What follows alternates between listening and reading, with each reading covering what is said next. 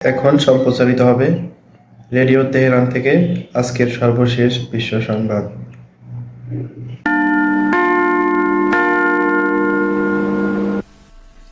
Radio Tehran শুরু হচ্ছে বিশ্ব সংবাদ।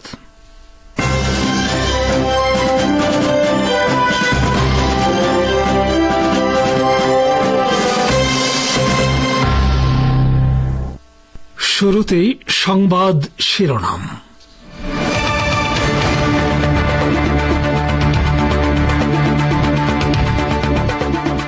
যুদ্ধ শুরু হলে নিশ্চিতভাবে লেবানন হবে ইসরায়েলের জন্য দোজখ, ফেরার পথ পাবে না তারা। ইরানি পররাষ্ট্রমন্ত্রীর হুঁশিয়ারি।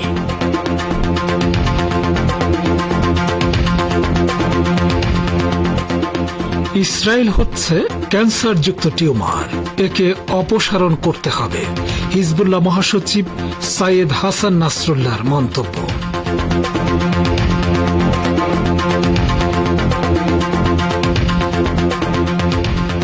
জেদের কারণে সরকার হত্যাকাণ্ড ঘটিয়েছে বাংলাদেশের কোটা আন্দোলন প্রসঙ্গে বিএনপি মহাসচিব। প্রতিটি হত্যার বিচারের প্রতিশ্রুতি দিলেন প্রধানমন্ত্রী।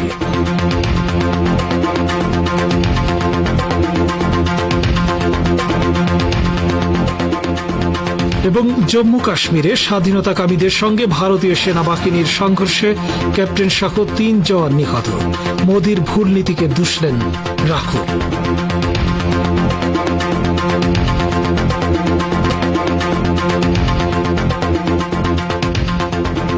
আসসালামু আলাইকুম শ্রোতা বন্ধুরা, সংবাদ শিরোনাম শুনলেন। এবার বিস্তারিত বিশ্ব সংবাদে আমন্ত্রণ জানাচ্ছি আমি সোহেল আহমেদ।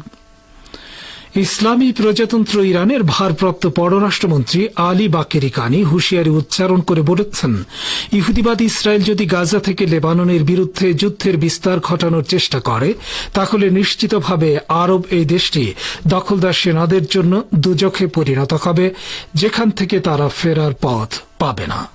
গতকাল সন্ধ্যায় নিউ ইয়র্কে জাতিসংঘ সদর দপ্তরে রাশিয়ার পররাষ্ট্রমন্ত্রী সের্গেই ল্যাভরভের সঙ্গে বৈঠকের পর সাংবাদিকদের কাছে কথা বলেন ইরানের ভারপ্রাপ্ত পররাষ্ট্রমন্ত্রী।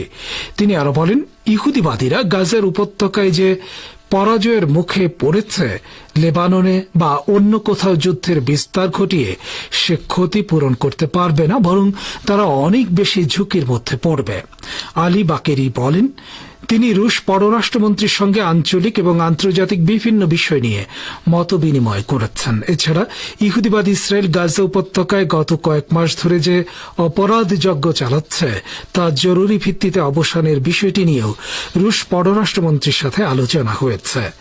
লেবাননের ইসলামী প্রতিরোধ আন্দোলন হিজবুল্লাহ এবং ইহুদিবাদী ইসরায়েলের মধ্যকার চলমান উত্তেজনা প্রসঙ্গে এক প্রশ্নের জবাবে ইরানি পররাষ্ট্রমন্ত্রী বলেন, এটা প্রমাণিত অভিজ্ঞতা যে ইসরায়েল যত বেশি উত্তেজনা ছড়াবে এবং অপরাধযজ্ঞ চালাবে, তত বেশি তারা মারাত্মক ঝুঁকি ও বিপদের মধ্যে পড়বে।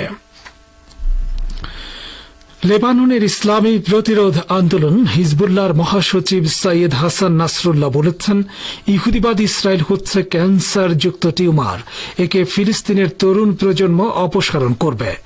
গতকাল শোকাবহ আশুরা উপলক্ষে লেবাননের রাজধানী বৈরুতে দেয়া এক টেলিভিশন ভাষণে হিজবুল্লাহ মহাসচিব এই হুঁশিয়ারি উচ্চারণ করেন।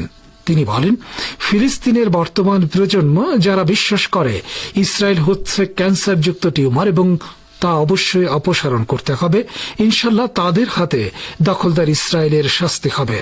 হাসান নাসরুল্লাহ বলেন, রাষ্ট্রবিজ্ঞানীরা বলে থাকেন ইসরায়েল সর্বোচ্চ ৮০ বছর টিকবে এবং বর্তমান সমস্ত প্রাকৃতিক, ঐতিহাসিক ও সামাজিক বাস্তবতা ইসরায়েলের পতনের ইঙ্গিত দিচ্ছে। তিনি বলেন, গাজার বর্তমান প্রজন্ম এবং প্রতিরোধ ফ্রন্ট ইসরায়েলকে নির্মূল করবে ইনশাআল্লাহ, এবং যদি আরব জনগণকে অনুমতি দেয়া হয় ও তাদের জন্য সীমান্ত খুলে দেয়া হয়, তাহলে আমরা তাদেরকে গাজার প্রতি সমর্থন দেওয়ার দায়িত্ব পালন করতে দেখব। হাসান নাসরুল্লাহ বলেন, ৭ অক্টোবরের আল-আকসা তুফান অভিযান অনেক ইতিবাচক প্রভাব ফেলেছে এবং পশ্চিম এশিয়া অঞ্চলে আরোপিত সাম্প্রদায়িক উত্তেজনা কমিয়েছে। তিনি পশ্চিমা গোয়েন্দা সংস্থাগুলোকে ১ দশক আগে থেকে এই অঞ্চলের সাম্প্রদায়িক সংঘর্ষে ইন্ধন দেওয়ার জন্য অভিযুক্ত করেন। ফিলিস্তিনের অবরুদ্ধ গাজা উপত্যকার স্বাস্থ্য মন্ত্রণালয় জানিয়েছে, ইহুদিবাদ ইসরায়েলের বর্বর সেনারা দক্ষিণ এবং মধ্য গাজার নিরাপদ অঞ্চলে নতুন করে আগ্রাসন চালিয়ে অন্তত 50 জন ফিলিস্তিনিকে শহীদ করেছে। গাজার স্বাস্থ্য মন্ত্রণালয় গতকাল এক বিবৃতিতে বলেছে, খান ইউনুস শহরের উদ্বাস্তু জনগণের উপর ইসরায়েলি সেনারা হামলা চালালে অন্তত 17 জন ফিলিস্তিনি শহীদ হন। এসব মানুষ ঘর বাড়ি থেকে উদ্বাস্তু হয়ে কোনো মতে খোলা আকাশের নিচে তাঁবু খাটিয়ে বেঁচে থাকার চেষ্টা করছিলেন। এ হামলায় অন্তত 24 ফিলিস্তিনি আহত হয়েছেন।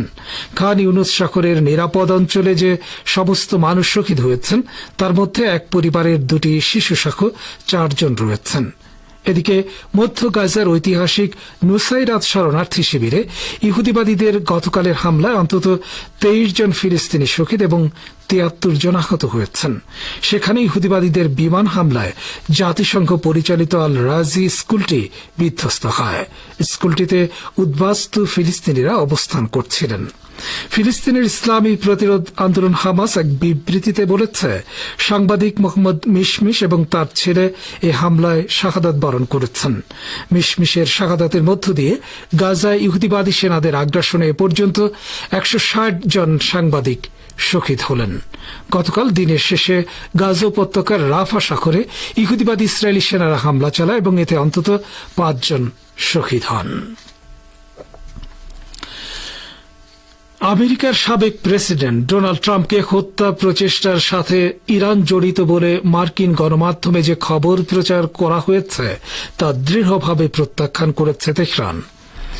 ইরানের পররাষ্ট্র মন্ত্রণালয়ের মুখপাত্র আজ বলেছেন, ইরান ট্রাম্পকে হত্যার প্রচেষ্টা চালাচ্ছে বলে মার্কিন গণমাধ্যম যে দাবি করছে তা ভিত্তিহীন এবং উদ্দেশ্য প্রণোদিত। বরং এর মধ্য দিয়ে ইরানের ইসলামী বিপ্লবী গার্ড বাহিনী বা আইআরজিসির কোদস ফোর্সের সাবেক প্রধান লেফটেন্যান্ট জেনারেল কাসেম সুলাইমানির হত্যা মামলা বন্ধ করে দেওয়ার চেষ্টা করছে ওয়াশিংটন। কিন্তু ইরান আইনিভাবেই এই মামলা এগিয়ে নেবে।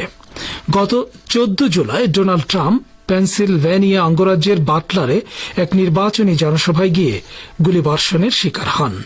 রিপাবলিকান দলেরই এক সমর্থকের গুলিতে ওই দিন ট্রাম্পের ডান কান ফুটো হয়ে যায়, তবে অল্পের জন্য তিনি প্রাণে বেঁচে যান। এ সম্পর্কে মার্কিন গণমাধ্যমে প্রকাশিত খবরের জোরালো প্রতিবাদ জানিয়ে ইরানের মুখপাত্র নাসের কানআনি বলেন, এ ধরনের হত্যা প্রচেষ্টার কোনো ইচ্ছা ইরানের নেই এবং ইরান আইনিভাবেই জেনারেল সুলাইমানি হত্যাকাণ্ডে জড়িত ডোনাল্ড ট্রাম্প সহ অন্যদের বিরুদ্ধে মামলা চালিয়ে যাবে, কারণ ট্রাম্প সরাসরি জেনারেল সুলাইমানি হত্যাকাণ্ডে জড়িত ছিলেন। আপনারা বিশ্ব সংবাদ শুনছেন রেডিও তেহরান থেকে, আর প্রচারিত হচ্ছে বাংলাদেশ ও ভারতের শর্টওয়েভ 25 মিটার ব্যান্ডে।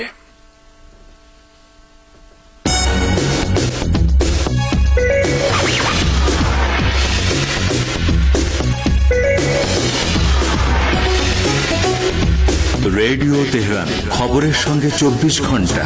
ভিজিট করুন আমাদের ওয়েবসাইট parstoday.ir/dn।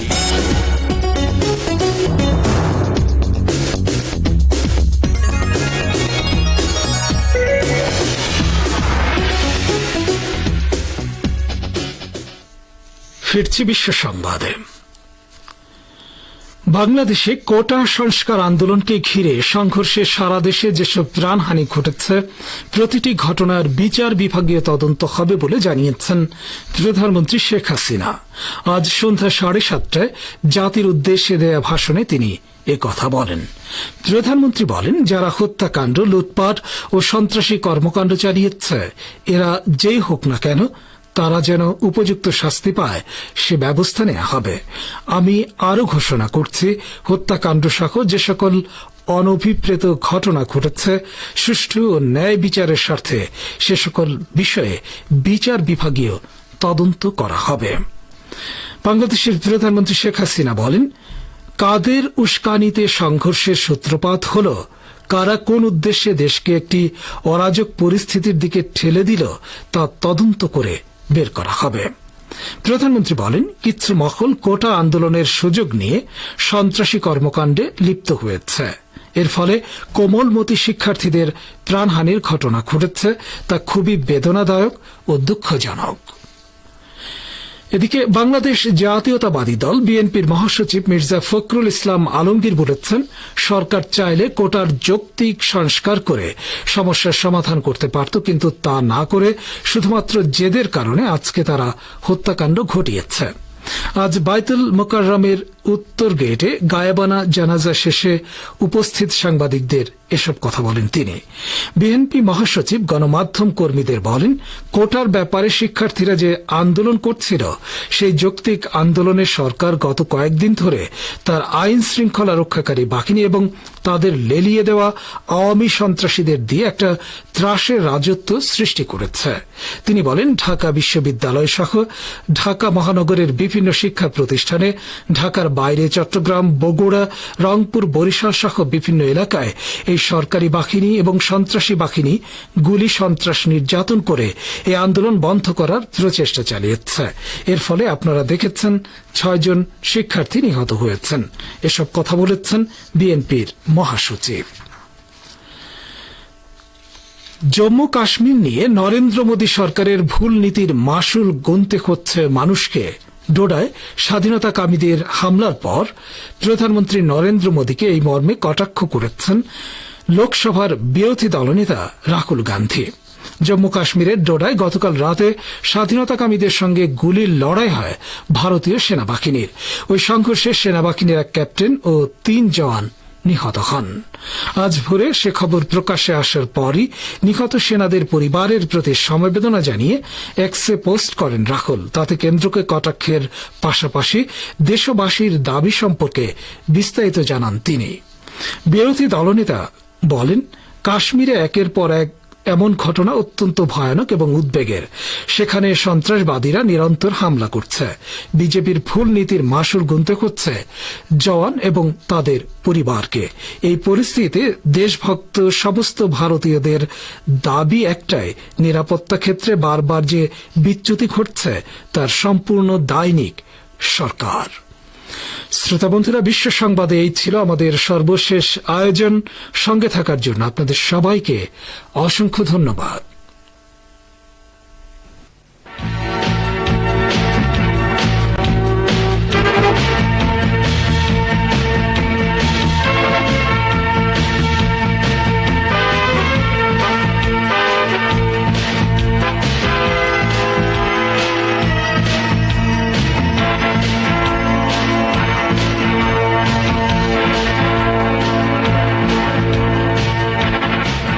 বিশ্ব সংবাদের পর আমন্ত্রণ জানাচ্ছি সংবাদ ভাষ্যের অনুষ্ঠান দৃষ্টিপাতে।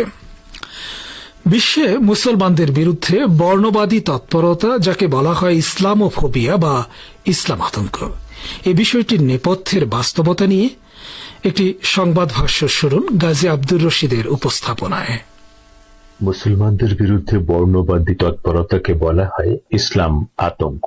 বিষয়টির নেপথ্যের ভিত্তি বা বাস্তবতা হল পশ্চিম এশিয়ায় মার্কিন পররাষ্ট্রনীতিকে বৈধতার লেবাস পরানো, বিশেষ করে বর্ণবাদী ও দখলদার ইহুদিবাদী শাসক গোষ্ঠীর প্রতি সমর্থনের পক্ষে ছাপাই দেয়া। আর এ লক্ষ্যে তারা সন্ত্রাসের শিকারদের বা মজলুমদেরকেই দানবিক বলে তুলে ধরে। ফার্স্টুডের পরিচালিত গবেষণায় দেখা গেছে, ইসলামোফোবিয়ায় বর্তমান অগ্রপথিকরা ফিলিস্তিনিদের বিরুদ্ধে ইসরায়েলের যুদ্ধ ও গণহত্যার প্রেক্ষাপটে দখলদারিত্ব ও নিপীড়নের বিরুদ্ধে সংগ্রামকে ফিলিস্তিনি আন্দোলনের মূল ভিত্তি হিসেবে তুলে ধরার পরিবর্তে তাদেরকে সহিংস স্বভাবের আরব বা ধর্মান্ধ মুসলিম হিসেবে তুলে ধরার জোরালো প্রচেষ্টা চালাচ্ছে। 2016 সালে এমন মুসলিম বিদ্বেষী মনোভাব এতটাই শক্তিশালী হয়ে ওঠে যে তার জোয়ালেই ট্রাম্প হোয়াইট হাউসে ক্ষমতাসীন হতে সক্ষম হন। ডোনাল্ড ট্রাম্প মার্কিন যুক্তরাষ্ট্রকে বহিরাগত সন্ত্রাসীদের হাত থেকে রক্ষা সংক্রান্ত নির্বাহী আদেশ নম্বর 13,769কে মুসলিমদের প্রবেশের উপর নিষেধাজ্ঞা বলে উল্লেখ করেন এবং এর ফলে তিনি দলীয় প্রেসিডেন্ট প্রার্থী হওয়ার পুরস্কার অর্জন করেন। ট্রাম্পের বিজয়ের বীজ বোনা হয়েছিল 2001 সালের 11 সেপ্টেম্বরের ঘটনায়। আরও আগে 1990-এর দশকে শীতল যুদ্ধ শেষ হয় হান্টিংটন ও বার্নার্ড লুইসের মতো চিন্তাবিদরা ওয়াশিংটনে এই চিন্তাধারা তুলে ধরেন যে পাশ্চাত্য সভ্যতার সঙ্গে সংঘর্ষের নীতির আওতায় ইসলামের সঙ্গে সংঘাতে জড়িয়ে পড়েছে। হান্টিংটন লিখেছিলেন যে কমিউনিজমের পরাজয়ের ফলে ইসলাম পরিণত হয়েছে মার্কিন যুক্তরাষ্ট্রের আদর্শ শত্রুতে। কিন্তু 4 বছর পর 2020 সালে মার্কিন প্রেসিডেন্ট নির্বাচনে মুসলমানদের বিরুদ্ধে যুদ্ধ দৃশ্যত শেষ হয়ে যায় এবং সংবাদ শিরোনামগুলোতে বিপজ্জনক মুসলমান সংক্রান্ত গাল গল্প আর দৃশ্যমান হচ্ছিল না। এ পর্যায়ে ইসলামের পরিবর্তে রাশিয়া ও চীনকে মার্কিন যুক্তরাষ্ট্রের শত্রু হিসেবে দেখানো শুরু হয়। গাজায় ইসরায়েলের নজিরবিহীন বোমাবর্ষণ হঠাৎ করে আবারও বেশ জোরালোভাবে মুসলিম বিদ্বেষী প্রচারণায় জোরদার করেছে এবং মার্কিন যুক্তরাষ্ট্রে মুসলমানদের উপর হামলার ঘটনাও বেড়ে গেছে। ইলিয়ন্স অঙ্গরাজ্যের একটি শহরে 6 বছর বয়সের এক ফিলিস্তিনি বংশোদ্ভূত মার্কিন শিশুকে ছুরিকাঘাতে হত্যা করেছে এক হামলাকারী। ওই শিশুকে ও তার মাকে হামলার সময় সে চিৎকার করে বলেছিল, তোমরা যারা মুসলমান তাদের অবশ্যই নিহত হওয়া উচিত। ইসরায়েলি নেতারাও 2023 সালের 7 অক্টোবর হামাস পরিচালিত আল-আকসা অভিযানকে বেশ কয়েকবার ইসরায়েলের 11 সেপ্টেম্বরের ঘটনা বলে উল্লেখ করেছে। এভাবে একটি মিথ্যা তুলনার মধ্য দিয়ে তারা অতীতের সরকারগুলোর কর্মকর্তাদের সমর্থন আদায়ে সচেষ্ট। এ ধরনের তুলনা অগ্রহণযোগ্য ও অযৌক্তিক, কারণ হামাসের লক্ষ্য হল 7 দশক ধরে চলা ইসরায়েলি দখলদারিত্বের অবসান ঘটানো। পশ্চিমা কর্মকর্তারা দখলদার ইহুদিবাদী ইসরায়েলকে মজলুম হিসেবে তুলে ধরে ও ফিলিস্তিন এবং মুসলমানদের সম্পর্কে অযৌক্তিক ও অসত্য মন্তব্য করে সুপরিকল্পিতভাবে ইসলাম আতঙ্ক জোরদার করেছেন। মার্কিন যুক্তরাষ্ট্রে ইসলাম আতঙ্কের সৃষ্ট সহিংস হামলা বেড়েছে 180%, কানাডায় বেড়েছে 1300% ও ব্রিটেনে বেড়েছে 600%। পশ্চিমা দেশগুলোতে ফিলিস্তিনের সমর্থনে বিক্ষোভ ও মিছিল নিষিদ্ধ করা হয়েছে, যদিও নিষেধাজ্ঞা অমান্য করেই বহু মানুষ ফ্রান্স, জার্মানি ও ব্রিটেনে বিক্ষোভ মিছিলে যোগ দিচ্ছেন। ইসলাম বিশেষজ্ঞরা বলছেন, ইসলামের প্রতি পাশ্চাত্যের আগ্রাসী মনোভাবের কারণ হল পবিত্র কোরআন, ইসলামের মহানবী এবং মানব জাতিকে অন্যদের বিভিন্ন ধরনের জুলুম ও দাসত্ব থেকে মুক্তি দেওয়ার ব্যাপারে এ ধর্মের অত্যন্ত উচ্চতর ক্ষমতা। এতক্ষণ যারা আমাদের সংবাদটি শুনলেন সবাইকে অসংখ্য ধন্যবাদ। আমাদের নিয়মিত ভিউয়ার যারা আছেন তাদের 82% ভিউয়ার্স এখনও আমাদের চ্যানেলটি সাবস্ক্রাইব করেননি। সো যারা আমাদের চ্যানেলটি এখনও সাবস্ক্রাইব করেননি দয়া করে সাবস্ক্রাইব করে দিন এবং নিয়মিত আমাদের পাশে থাকবেন আশা করি। ধন্যবাদ সবাইকে।